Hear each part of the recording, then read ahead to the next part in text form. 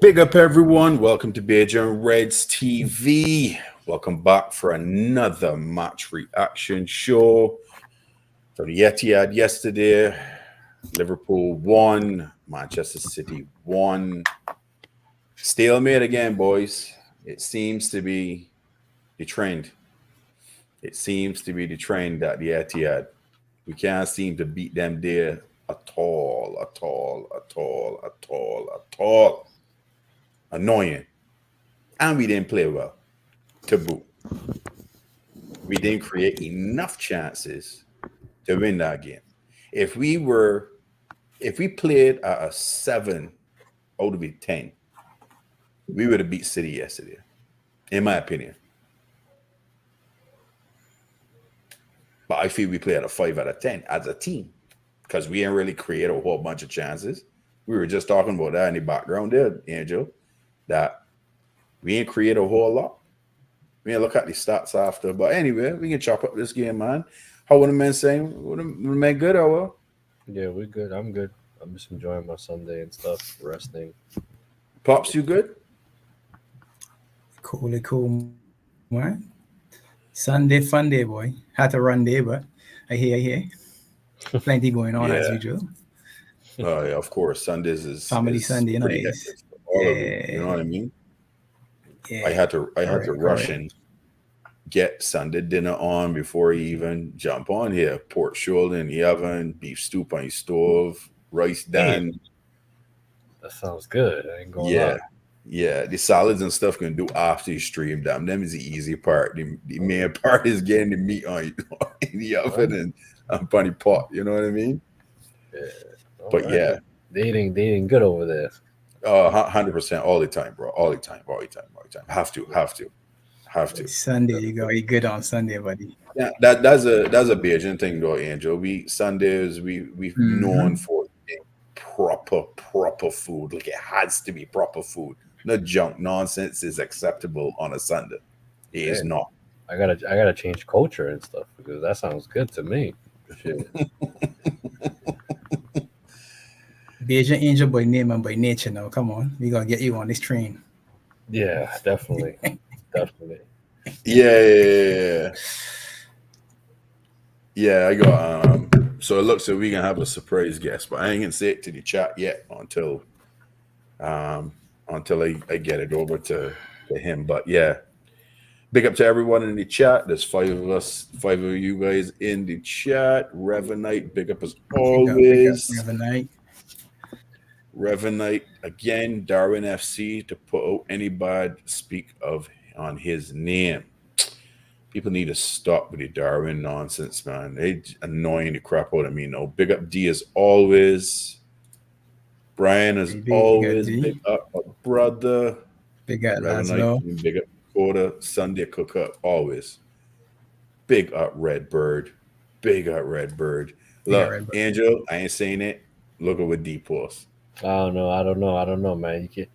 She's in the trenches with you and stuff. You know what I mean? That's not a good review and stuff. You know what I mean? Bro, she better say that. She better say that. She better say that. She better say that. She better say that. Pops has sampled many. Ask Pops. Nah, when you come from a Bajan household, your hands gotta be good, man. Mommy put you in a certain position, so you can't suffer. 100%. The good ones, you learn at the apron strings, man. You learn at the apron strings. Facts, and more facts. Redbird saying Brian got the look sign. Yeah, fellas, tell me how y'all feel about this game. Before y'all do that, let me give y'all these stats first, because we knew the possession was going to be City's, right? We knew that from the beginning. 60-40. 60-40? Pretty much. No shots on goal. They had 5. My video like it lagging. Yeah. They had 5 shots on goal. We had 3. Overall, I hate when this internet is do this, you know. Overall, they had 16 goal attempts. We only had 8. Sure. Double. Yeah. Free kicks, 15 for them. 12 for us. Corners, 9 for them, 6 for us. Offsides, 3 for them, 4 for us. Fouls, 90-11. Yellow cards, they had 1, we had 3. Total passes, 614 for them, 414 for us, so 200 more. They made 22 tackles, we made 12. Dangerous attacks, 84 for them and 33 for us, so more than double us. That is crazy. That is nuts. So that's the stats, fellas. Y'all tell me, give me y'all insight on what y'all feel about the game. I just gonna go offline for a second. I got send off time quickly. I don't know. I think we did. I think overall, I think we deserved the point in a way, but I don't know if we deserved the win. I don't think we were good enough, in my opinion. A lot of the attacking patterns were kind of like stale, in my opinion. There seemed to be a disconnect between midfield and attack, which is kind of like weird because I feel like throughout the season there's been a misconnection between like midfield and defense. But this game, defense were good. Like for the first time in a while, I felt like defensively we were very solid.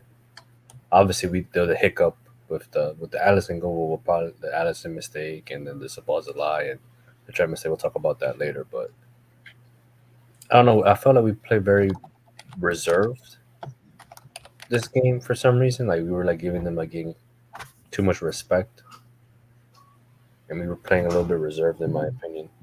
That's how I felt. And then our attack this game was just, I feel like, non-existent and stuff. So yeah. Pops. If you ask me for a 1-1 early in midweek, you grab it You and would've run. taken So Yeah. at the end of the day, result at City not losing keeps everything where it's supposed to be. Game 13 again is one end. It's still as big a deal as everybody wants it to be. So each probably suits both teams. Pep really ain't too bothered, they don't believe, to be honest. Agreed. And Klopp probably saying, well, you know what? It's better than we've done in previous times. So let's take a point. So both managers would have gone home happy. I guess from a fan perspective, as the home team, you would have expected to win. So City fans will probably be a little more despondent. Definitely not celebrating a draw, because I'm hearing a lot of people talk, oh, well, y'all was celebrating a draw. I say, right, the internet is a weird place, to be honest. Weird, no, It weird, really weird, is, weird, yeah. really weird. You know, it was a bit mad, Pop. Um, You know, it was a bit mad. Sorry for crossing you. no go. I see someone online, a City fan, yesterday talking about they were hard done by, they should have won the game. I said, what? Yeah, What game y'all- that's fair I said, though. What game No, y'all that- watching? But you gotta look through the eyes of a different person. But there Everybody wasn't any sees something through controversy lenses, in right? the game, though, Pops, for them to even well, make the that goal- comment. The goal where Allison was for was soft for some people. Some of that's too soft. That Allison flapped or whatever. Again, it's how you seeing it, right? Is the lens that you're looking through. Our lens is red, Yeah. their lens is blue. Somebody in between might say, all right, I can see it from both sides. For me, easy. If you touch the keeper, literally, if you touch a keeper, especially in the air, it's gonna be a foul. So the conversation in and around that incident was to me a little stupid, but it is what it is. But again, if you look at just statistically, they had the better stats, possession wise, shots wise, attack wise. So one could Yeah. say they were the better side. And Yeah. I watched the game again, and for large parts of the game, you could see City were the better side. That being said, if let me pause and welcome this gentleman here. Please carry on. Please carry on. All right, so they got that. Welcome, man. Are you saying you're good? Welcome, Dots. Yeah, cool, man. Okay, cool. Yeah. So from a blue lens, all the numbers say or would say, yeah, we should win. If you watch it and you're not clinical, then you can say, well, you can see why we didn't win. So as many times as Doku got past Trent or came inside, final ball wasn't good enough. Final strike from somebody wasn't good Strikes enough. weren't good enough. a few Alisson times. made probably 2. Yeah, Foden's save was sensational. The Foden save was sensational. People, Yeah, I think, yeah, are that one speaking from more on. I Phil think they're speaking was on a Haaland massive. save, but for me, the Foden save because it was The kind of. Haaland one was good. The Foden one was Haaland mad. one was good. For That was me, the mad. Foden one, from how far out it was when Foden hit it, the fact Alisson had players inside him and it was going in the bottom corner and he got Yeah. low and got It to was it. going in, I yeah. think that was a good. I think people aren't talking on that save. I think that save was sensational. And what you were saying on the penalty, right? Obviously, a few City fans will say, yeah, it should have been a penalty. Sorry, not the penalty, the goal. It should have stood. For me personally, we can't do that, right? We cannot do that. There are the rules of the game. And when we got the penalty against Man United, for example, when Maguire held Rodri, I think it was Rodri. Rodri. It was weak, but by the rules, it was a penalty, right? We can't take that. Yeah. And then when a weak one goes against us, go, oh no, that's unfair. All right, then cool. It was unfair that we got our first goal against Man United. We can't do that, and that's one thing for me with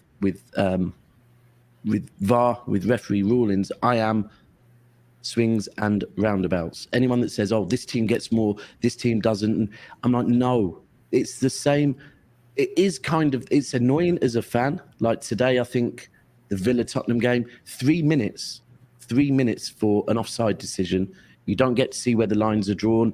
All of that, it's not done well. But ultimately, it is similar to how football was before. Before VAR, there were swings and roundabouts, right? Now, it's just a bigger talking point because if they get it wrong, we all know about it, like with you lot. And the fact that even with you lot, it's how they handled it afterwards. The fact that they're openly coming out with statements that are wrong. And that's like, oh, you lot are just making this even worse. And so for me, look, Kanji put a hand on Alisson. Was it, I mean, sometimes my whole thing as well, by the way, is with corners. The amount of pushing and shoving that happens in corners, right? And the amount of times it's fine.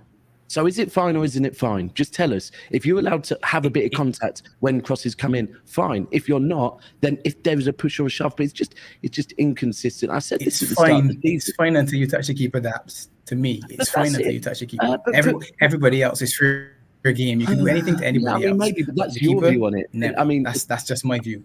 And someone else's view would be the other way around. I mean, that's just keeping it simple for me. That's keeping it simple. My view is, I mean, on the offside rule, my view, right, is any player on a football pitch in an offside position, for me, is interfering with play, right? Because just because someone's wide left and nowhere near where the ball is, that doesn't mean that in a player's mind, they're thinking, hold on, I've got this guy over here behind me. So it's taking someone's mind out of the game. So although they're not physically interfering in play, you can't tell me that they're not thinking, hold on, there's someone behind me that I'm not sure if he's on or offside, so I'm going to alter my position for him. So all of it, but ultimately the thing is with all of that, you're showing your age, Daps. If you're on the field, you interfere with play, you're showing your age.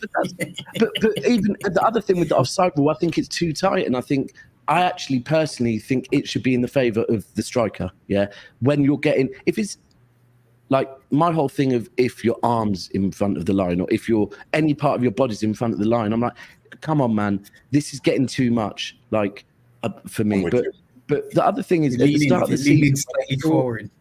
All of it's just, and at the start of the season when we saw the rules that the Premier League put in, I went through them all, and when they're setting rules to make things simpler, everything should be black and white.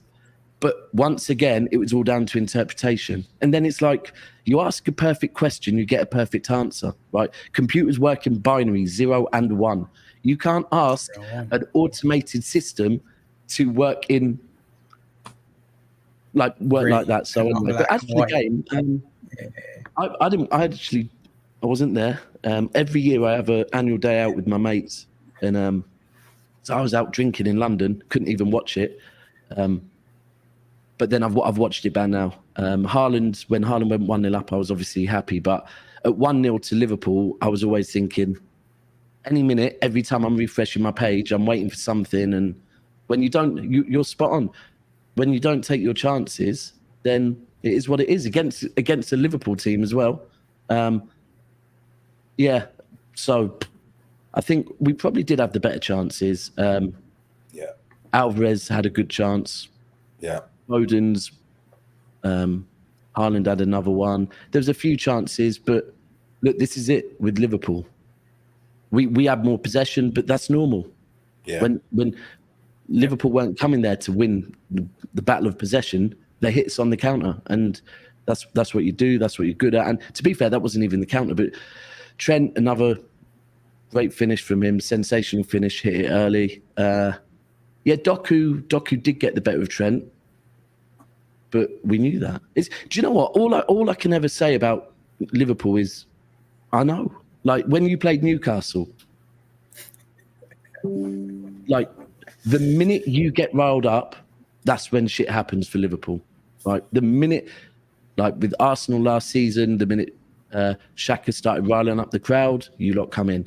Pep last season even, we got a decision not go away, started throwing his hands in the air, you start fighting. When Liverpool start fighting, that's the one thing you don't want. And yesterday, what did I see? That defensively, Trent's not brilliant defensively, but he can win a game or draw a game even. So, yeah. Edison made a brilliant save on Nunes too with the header in the beginning. Yeah, because that would have gone in if he didn't make the save. Because that was a good play.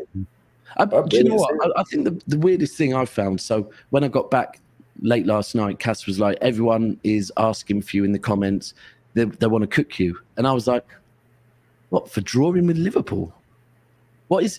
And he was like, "Yeah, bro." And my whole thing is, I kind of understand that if City don't win every game except for like any City game, unless it's Liverpool away or Tottenham away, for me, we should win. Right? We should. So if people think we deserve a cooking if we don't win every other game, okay, fair enough. But that isn't how football works, yeah? And all is wrong. Yeah, and all week I've been saying about Liverpool, like, yes, I get that your record at the Etihad is not good. But unlike Arsenal's record at the Etihad, where I can't tell you a game when we've played Arsenal where at the Etihad in particular where they've had anything. Like it's always been, it's all City. Whereas with Liverpool, I can even go back to the 5-0 win when Mane got sent off. Yeah. First half, that was equal, right? It's just you got a player sent off, then we kicked on. But all the games generally, last season may be different, but it wasn't a good season for you.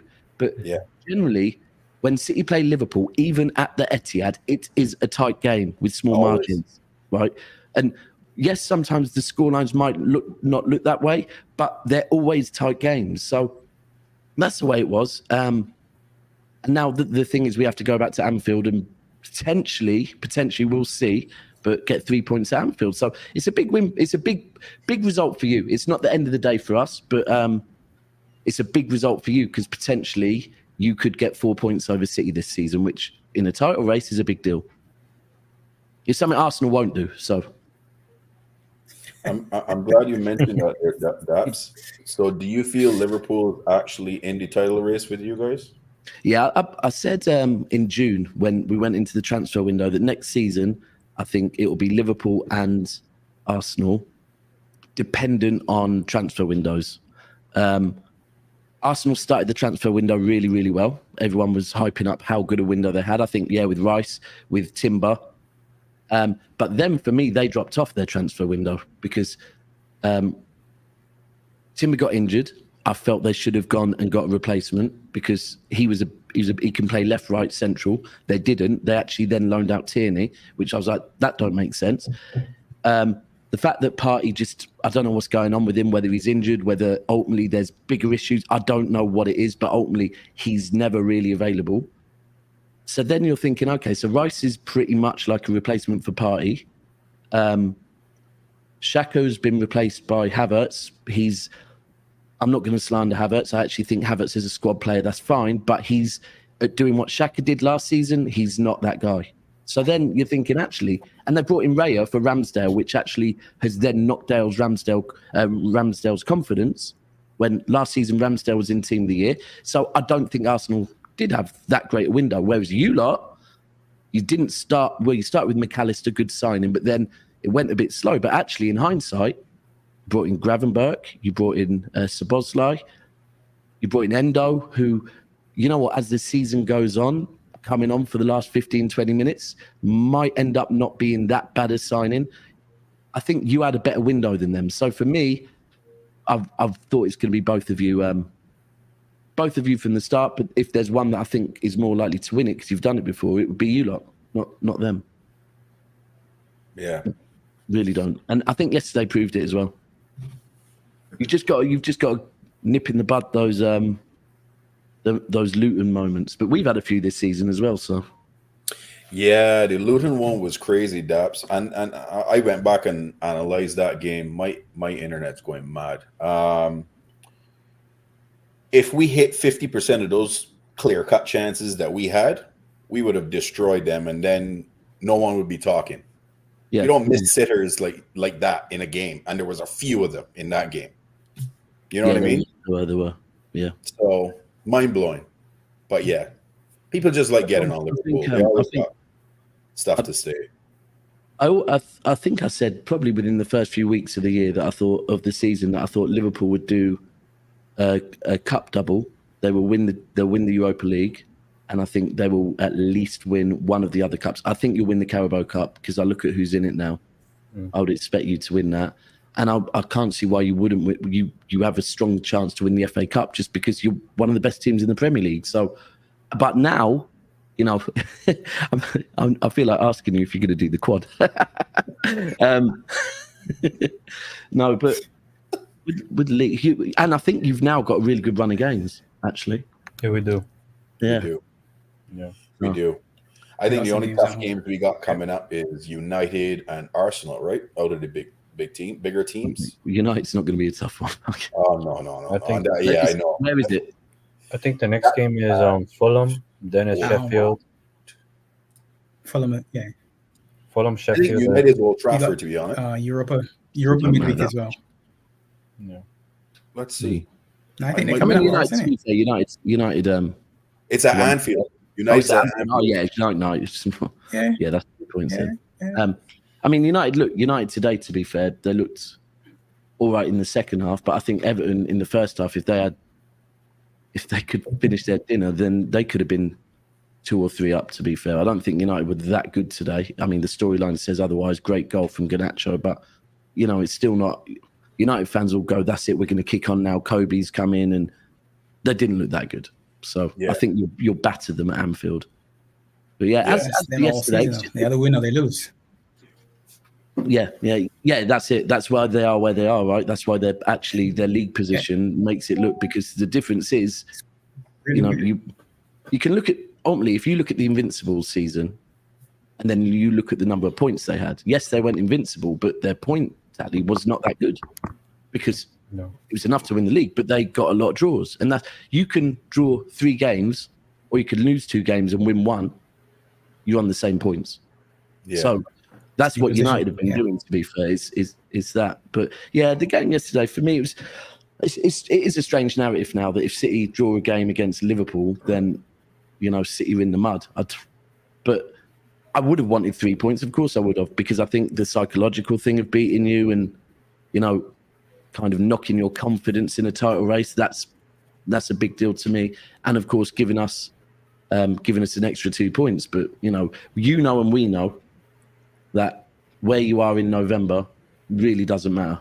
Agreed. Arsenal went top, and Arsenal will be happy they went top. But you know, like City and Liverpool have won leagues under these managers. Yeah, we know when the time matters that results that, like, if you play Luton in April, you don't draw. Agreed. If we play No. Wolves, we don't lose, right? That's the difference in the business end of the season. Whereas with Arsenal, yes, they'd probably beat Luton and Wolves now, but when it gets to the business end of the season, they won't, because ultimately, when the pressure is on for our teams, we know what to do. We handle the pressure. They don't. Yeah. And Spurs just will continue doing Spursy things. Yeah, they're not. Do you know what? I think Spurs could really. It's funny that the 2 games they've had since they've had the injuries, they've gone 1-0 up in both of them, haven't they? Yeah. And ended up conceding, and it's just that And ultimately one, they're not lost. being, yeah, and ultimately in both of them, they're not being clinical enough now, and then also which for me, the clinicalness is literally must just be down to confidence, because going forward, Son's still there. Son was scoring before, right? So I think that's a confidence thing. And then going backwards, they're just quite simply without Van der Ven, not the same team. Without Basuma, they're not the same team. And the problem, and without Ramos, and of course with Odegaard came back. But the biggest thing with them is obviously Basuma has had 2 suspensions already this season. They will continue because he picks up cards, right? So it's not like right now it's going to be fine. Odogi, same thing. I've seen him not just for Tottenham, but I've seen him for Italy as well. He's got cards in him. Then you look at I said Ramos. I didn't mean Ramos. I meant what's his name? Madison. Romero. No, Romero. Yeah, Romero. We all know Romero. Romero's had like 5 or 6 cards already since he's been in the Premier League. So he's going to pick up more cards. So all of a sudden you're thinking this isn't going to be a one-off. Yes, the ones that are suspended will come back, but late in the season they'll be out again, and their squad is just not close. It really isn't. I don't think they'll be there. Newcastle, peaks and troughs, and Chelsea. Yeah, Chelsea just. Let's not talk about them. Well, they just keep talking about how they scored against us ultimately, and they, we've got a result against Liverpool. We got to get but okay. The season is not based on 4 games. The season is based on what you did in all the other games, and so I don't think they're there. Villa they keep winning draws. They keep winning draws. I love it. They keep winning draws. Winning draws. I heard that earlier. Yeah, Villa were looking good as well. The thing with Villa, so what big teams have Villa played? They played us. They've been beaten already. They lost at Newcastle already. No, we haven't played them yet. But not yet. They started off slow. I think they start off slow sometimes. And against a Liverpool, against a City, I don't believe they've played Arsenal. I don't believe that. But it's against Villa, I think. No. So because they start off slow, I think against Liverpool or City, we could get to and call the game off. But then after that, they kick on like today they did again. And in the second half, it's if they can continue it. I don't know if they can, but they are looking good, man. They're looking very good, especially good at home. Very good at home, especially. Luiz is looking unreal as well. Yeah, he is. 7 goals from the DM positions, quality. Yeah.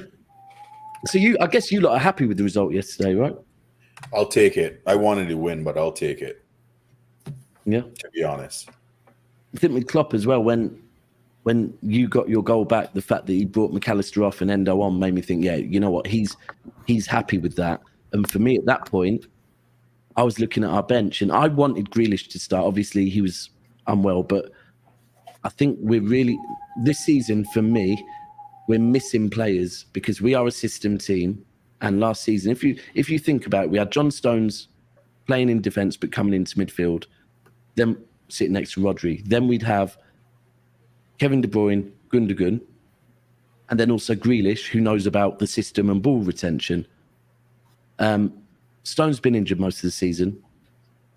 De Bruyne's been injured all season. Gundogan's gone, and Grealish hasn't really been starting. And I think it's looked fine against the teams that, you don't need that. But then Chelsea, Grealish didn't start. Stones wasn't available. All of a sudden, we didn't have that control. And then next minute, we're drawn into their style of game where it's just back and forth, no control. Same with Arsenal, Kovacic. He played Kovacic next to Rodri. And I think we're missing players that know the system and know what Pep demands. And I was really worried when I saw Doku starting because I thought we need someone to double up on Mo Salah, and Doku doesn't know how to do that yet, whereas Grealish against you last season was really, really good at that. And yeah, I think, and I just felt that would leave us with Doku off the bench. And then I wanted to start Foden. I wanted to start Rico and Lewis next to Rodri because he knows the role. And then we'd have Alvarez off the bench. Then if it was 1-1, we could go Alvarez, Doku on. Yesterday, when it went 1-1, I don't know if you looked at City's bench, but it was like there was not one game changer on that bench. It was all defenders. I said it. I was like, who's City going to bring on? There was nothing there. I looked at it, and someone said to me, Pep made no subs. I said, well, you make subs to either see a game out. We don't want to see out a 1-1 draw, or you make subs to change a game, or we've got no forward players on the bench to bring on. So I get why Pep didn't make a sub yesterday, because no one would have came on and changed that game. So yeah, it was just a kind of, everyone that could change the game is on the pitch. We've just got to see if I think we did have a chance quite late on, or maybe that was even because the Diaz goal would have Just made before it. we scored, Alisson made a save. Yeah. Just before we scored, Alisson made a save. I'm sure we had one last chance after you scored as well. We did. I can't think who it was. It might have been Haaland. Don't know. We had a chance. Oh yeah, when it hit off the back of his neck. His neck, and it went out of From bounds. a set piece. It was a corner. The corner. Was it? Yeah. Right, yeah. But Glanced off the back of him. Yeah. to be honest with you, when you scored, I was kind of thinking, do you know what? End is a draw, and I'm good with that, because with what we have on the pitch, the fact we have no one coming off the bench, the fact you brought on Gravenberch, you brought on fresh legs in Endo, I thought, do you know what? Let's just take the draw in this one, because a draw is fine. A draw doesn't really do anything to our confidence because it's Liverpool, and we go again. A loss, then all of a sudden people are going to start talking and saying, hold on a minute, they are looking like a different city because someone has now gone to the Etihad. Because the one thing is, however much, yes, we lost to Arsenal away, we've lost to Wolves away, we drew with Chelsea away, at the Etihad, I think we've won something like 20, 25 games in a row. So, yeah, it's crazy. Yeah, so it was like at the Etihad, a loss would be, oh, hold on a minute. Whereas a draw is just, a draw to Liverpool in particular is not a thing for me. It really isn't. I find it funny that people think that, but that, you lot must find that funny as well. Because 100%. I know you lot are trying to go below the radar, yeah.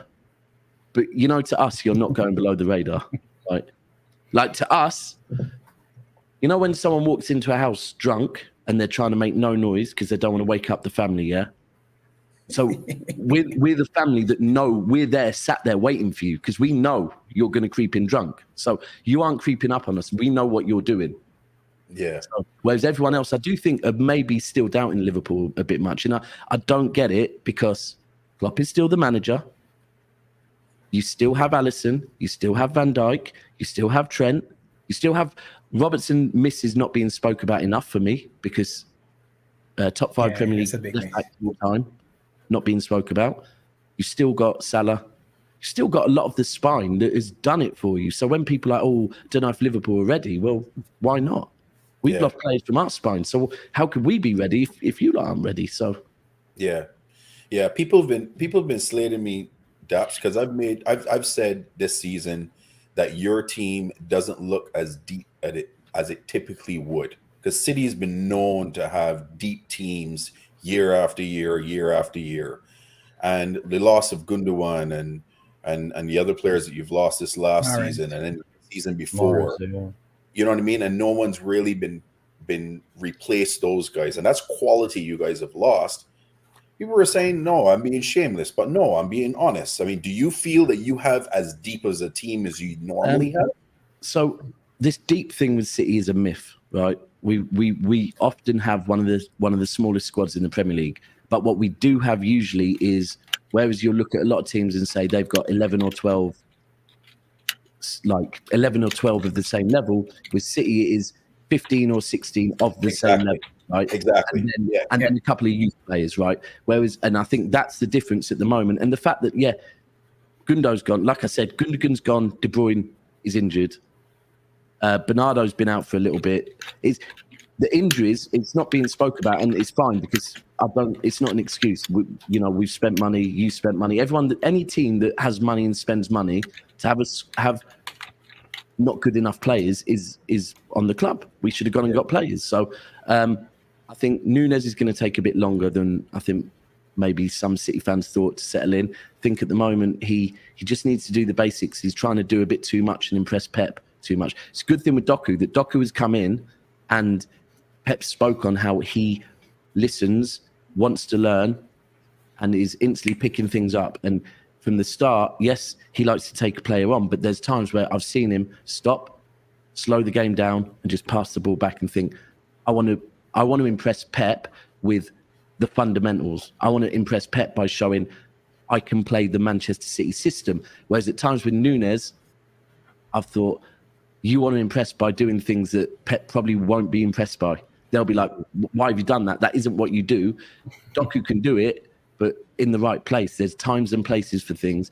And I think Kovacic started well doing the basics, but then it's like Pep said to him, now I want you to push on and maybe drive forward a bit more. And then he's dropped off because it's like Chelsea fans told me don't expect him to score goals. And I've seen it now. In front of goal, Kovacic will not be scoring goals. And yeah, it's going to take a bit longer for them to get going. I think ultimately it's probably right that he is playing Doku at the moment because Grealish gets the system, and when it gets to the business end, he can just come in and he knows what he's doing. But yeah, there's been a few. I think Pep's made a few mistakes as well. To be fair, like the Arsenal game is all on Pep. He's come out and admitted it. I think the Chelsea game for me, some wrong selections. Yesterday, I wouldn't say wrong selections because Grealish was out, but who did he start next to Rodri yesterday? Akanji. Like, Akanji was coming from the back. Yeah, I'm not having that. I'm not having this Akanji thing at all, by the way, trying to do with Akanji what he did with Stones, because Stones is a player that from day one, even at Everton, everyone knows Stones is comfortable on the ball, carrying the ball forward, right? But then he's been with Pep from the minute Pep got to City. He knows Pep's style of play. Akanji is a £14 million defender that has done a sensational job, right? I'm not knocking him at all. And, his recovery pace, he's good in the air. He's doing really well. But he can't just start doing the John Stones role, just like that. And I think there's times where his positioning, he's being caught out a little bit, and I'm not having it. I understand that Pep probably thinks I need somebody. I can't change the whole way the team plays because Stones isn't here, so I'll try it with Akanji. But I'd probably try it more with play maybe Akanji as a centre back, and sounds mad because he's our captain, but I'd drop Walker and play Rico Lewis at right back and let him invert because he knows how to do that. He did that last season, whereas it just doesn't seem to be working with other people coming in and sitting next to Rodri. There's certain people that can do it. Kovacic can do it, to be fair. Rico can do it. Stones can do it. Other people can't do it. They haven't played the system long enough. So I thought it was good yesterday, actually. When he was inverting and he gave Rodri to me the space, which was annoying to me because Rodri was free most of the time, pulling the strings. He's obviously the guy that makes everything tick. But that's the thing. He was a guy making everything tick, right? Whereas when Stones is on the pitch, he can also make things tick. So it's not just the fact that Akanji allows Rodri to do what Rodri does.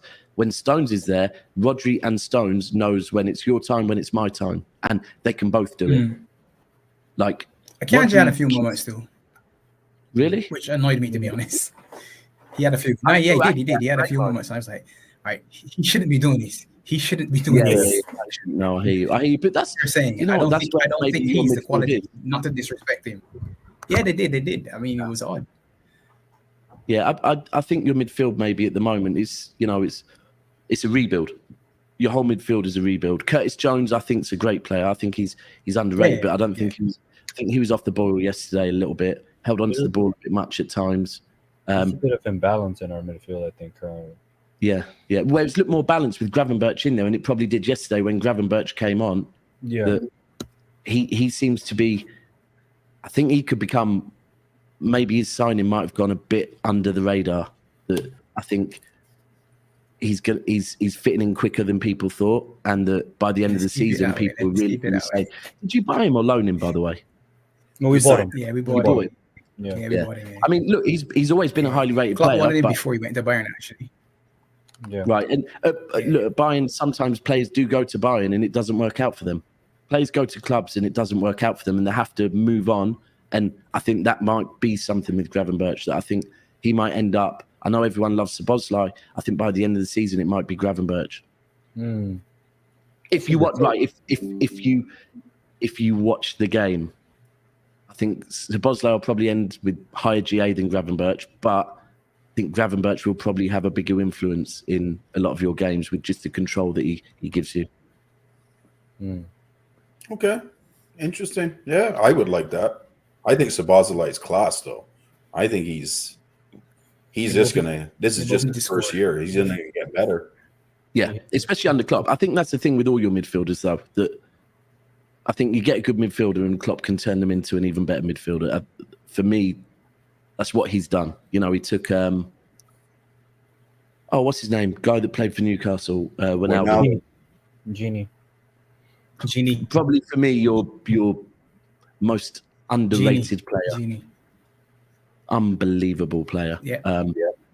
Milner, even Milner. Look, he took Milner. Milner at City was more effective as a winger, and very effective as a winger as well. But you know, he turned Milner into a great player. Henderson. I think that's what he gets players, and he gets players that, and he uses their energy well. That's what, and he gives them, makes them, you know, gets them up to speed with the pace, and then just lets them cook. And I think that's why I think you've had one of the best, potentially, that summer transfer window might have been one of the best midfield transfer windows I've seen for quite some time. I'd have to agree. We built it, and at quite a low cost. If you think in the summer, the money that midfielders were going for, the way you rebuilt yours on what you rebuilt it on, and I know a few of them, I think, so McAllister was about 40, was he, or 30? It was 30. It was like 30, like 32. Endo was 20. Endo was 15 or 20, somewhere around there. 50 16, midfielders. yeah. Gravenberch. And then 30 Sabazalai was 70, 30 I think, on the something. buyout. And then, Okay, Gravenberch so was 80, 30. and then Szoboszlai. We're going to talk about 150, right? 150 for 4 midfielders, right? In the summer transfer window, that's very good. Because Caicedo was, what, 120 Yep. for one midfielder? Yeah. Jude was over 100. Yeah. Lavia. Right. But even Lavia was 60. Even Hasn't Lavia played by the himself game was yet. 60. And He hasn't played the One game. for 60, yeah. That, for me, I've put this he's when we back in did our training. sign. Yeah, he is. But for me, and look, he could come in and he's a good player, very good player. I wanted to see him do well. He's an ex-City player, and I think him and Cole Palmer could link up well. But for me, that when we did our worst signings of the season, I said potentially either Lavia or Caicedo, whichever one of the two, should go down as the worst signing of the season. I could be wrong, but if you look at Chelsea, Enzo, Caicedo, Lavia, are they really going to play all three? Because for me, that's one of the most negative midfields I will have ever seen. And with the fact that going forward, they don't get enough goals, you can't have a negative midfield like that. And actually, Gallagher has probably been their best midfielder this season. It's an awkward conversation. They don't like it. But in truth, he is. Yeah, I think Caicedo's been okay. Enzo, I've been saying it. And again, I said it this morning. When you pay that type of money for a player, the fact is they have to do something to justify it. Yes. It's just the way of football right now. Whether goals, if you're having stinkers but getting a lot of goals from midfield, all right, fine. Assists, okay, fine. If you are part of a team that is you're in a title race and people are looking at you and going, like Jack Grealish last season, people will say, look, he was very influential in City's season. Although he didn't get GA, it was very clear that he was part of that system, right? Or defensively, you're breaking up play and you're stopping your team from conceding many goals. You have to do one of the four if you're being bought for 100, 120, 130 million. It's his second season now, right? Mm-hmm. And then I hear, oh, yeah, but, you know, it's his potential, the next stage. No. You buy potential or you buy a ready-made star. He'd been the world, you know, we're getting one of the best midfielders in the world. He's just been rated the youngest in the World Cup, whatever he got. And now you want to say, oh, no, it's the potential. No, it isn't. Like, he needs to do something now. And that's where I think, okay, so when Lavia comes in, is Caicedo being dropped for him or is Enzo being dropped for him? Because if neither are, then they've bought Lavia to piss you lot off. And that's Agreed. it. They've gone and spent 60 million just to piss Liverpool off. And that's what, if you look since Bowley has arrived, it's what they've done. Mudryk, just to piss Arsenal off. They even did it on someone with us. I can't think who it is. They brought someone over that we were interested in. And they're just going in for players. Like, it's like Todd Bowley sees another team going for a player and goes, you know what?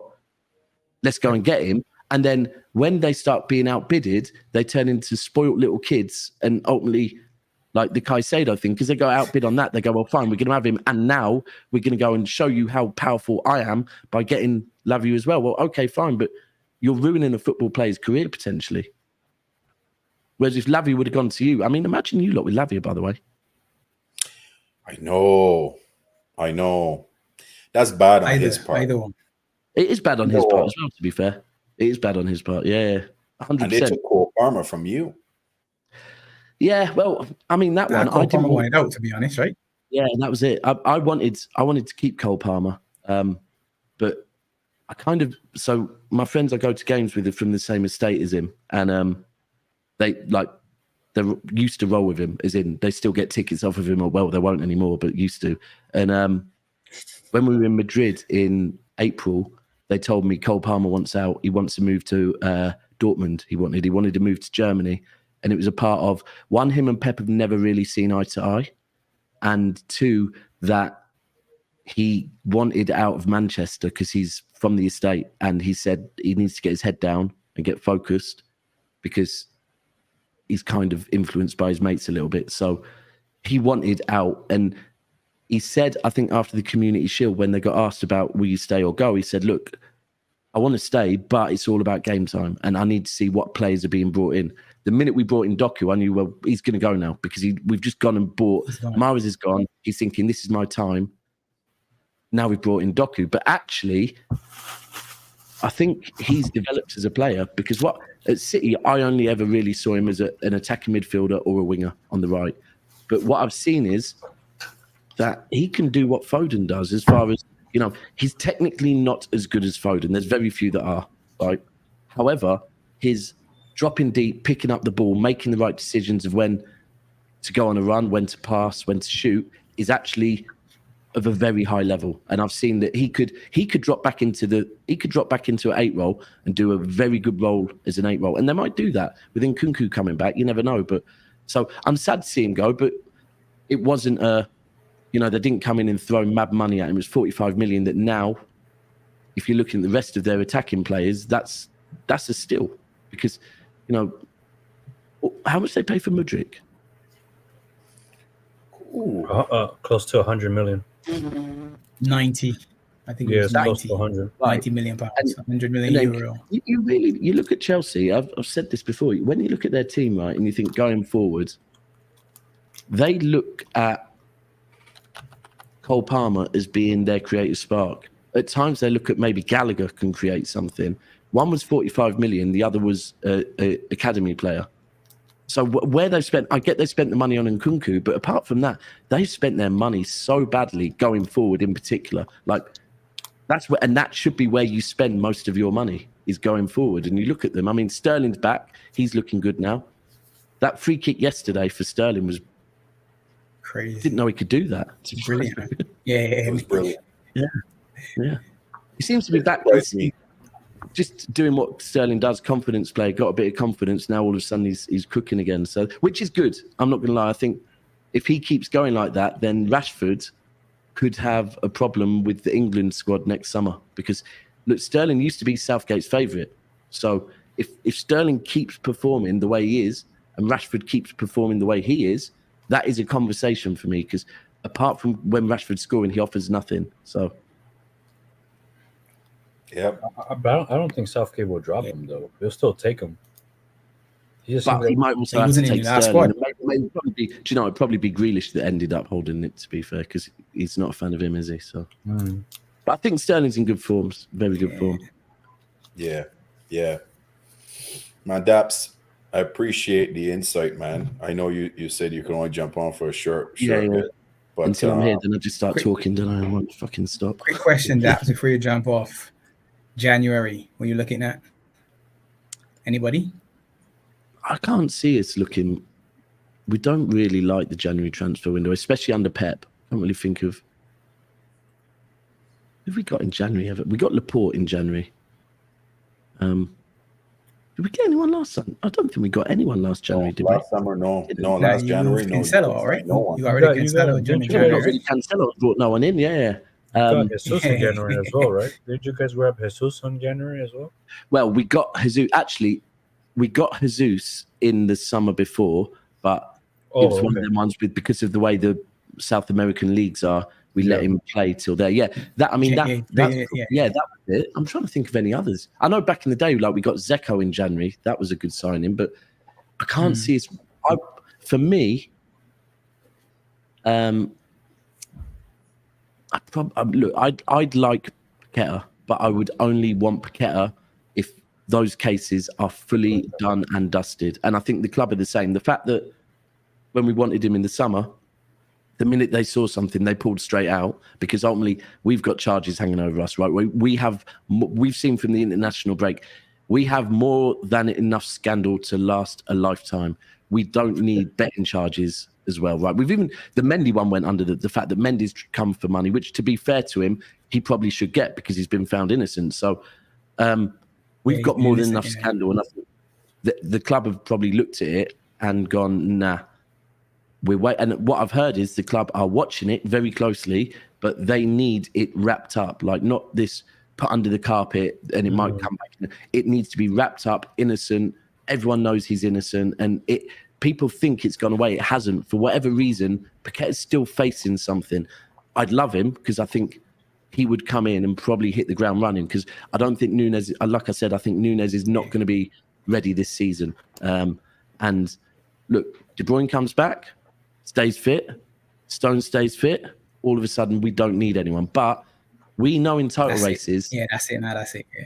things don't happen. Players get injured, and one of those two get injured, and it is or Bernardo. Well, if Bernardo Silva or Rodri got injured, then this is actually something that when Rodri was suspended for 3 games, it was very clear we are a different team without Rodri, and it's fine to admit that. Every player, look, if you lot don't have Van Dijk, if you lot don't have Mo Salah, if you lot didn't have Alisson, different team, right?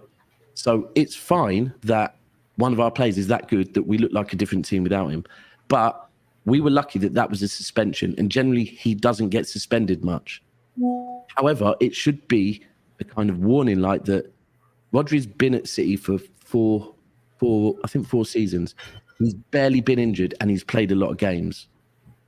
It should be a warning light that you need cover for this man, right? Because if he gets injured, not suspended, then it's not a 3-game issue. Then it becomes your season is done issue. I don't know what the answer would be. The answer would hope that Stones is fit and that Stones could maybe do that role because otherwise, so I would like a DM, but the hardest thing is to get a replacement for, and we found that with Calvin Phillips, right? You can't get a replacement for someone or a replacement that is as good as and is willing to sit on the bench. You just can't get that because if they're that good, their mentality is, I want to start every game. Yeah. And I think that's the issue. So we went with, Calvin Phillips. Playing somewhere else. Yeah. And that is another thing I'd probably say with Lavia, that I would question Lavia's mentality going to Chelsea because, like, if you believe in yourself, but if he comes out and ends up pushing Caicedo out of the team, fine. But if he doesn't and he stays there, his mentality is not right. Yeah. Whereas if he would have gone to Liverpool, he would have been going there knowing, I am the 6.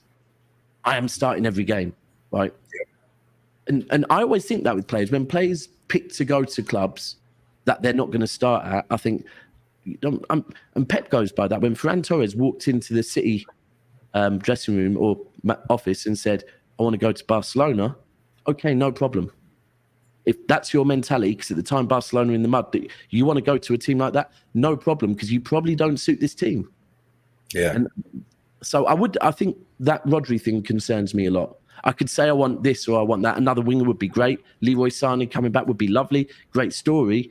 But would that have as big an influence on our season as Rodri getting injured and they're not being in cover? That's the thing. So, yeah. Anyway, I'll leave you to it because I talk too much. So, but love coming on, man. The minute I got the message, I thought I need to go on and speak with you guys. So, Yeah, appreciate it, man. We should organize something with you and Cass with Yeah, our 100%. Man. Oh, well, we could do the preview for the United and Liverpool game. That would be fun.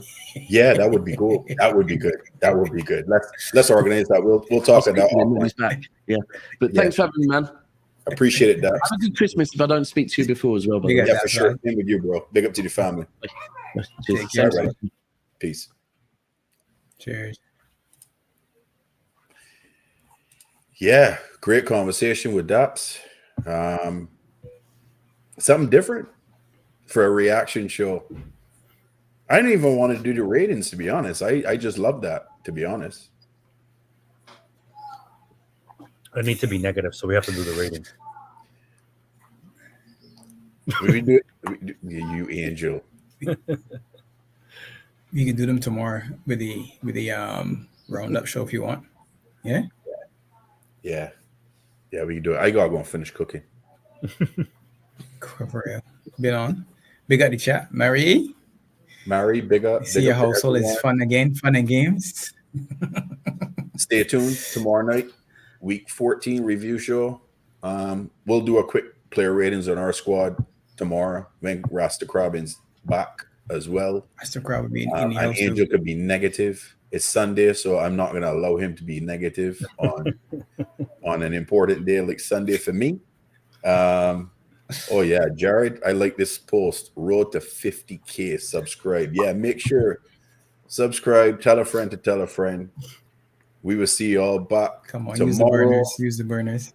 Use the burner phones. Do everything. A little surprise with having Daps on the show today. Yeah, thanks for Daps for coming Big in. up Daps and that. Big Oh, Yeah. up Daps as always. Love as always to the group. Angel, Pops, any last words before we push out, boys? No, just everyone, thanks for coming by and stuff and spending your Sunday with us. And yeah, enjoy the rest of your day. Yep. Like, Bless. subscribe, share. Big up to all. We'll see you guys tomorrow.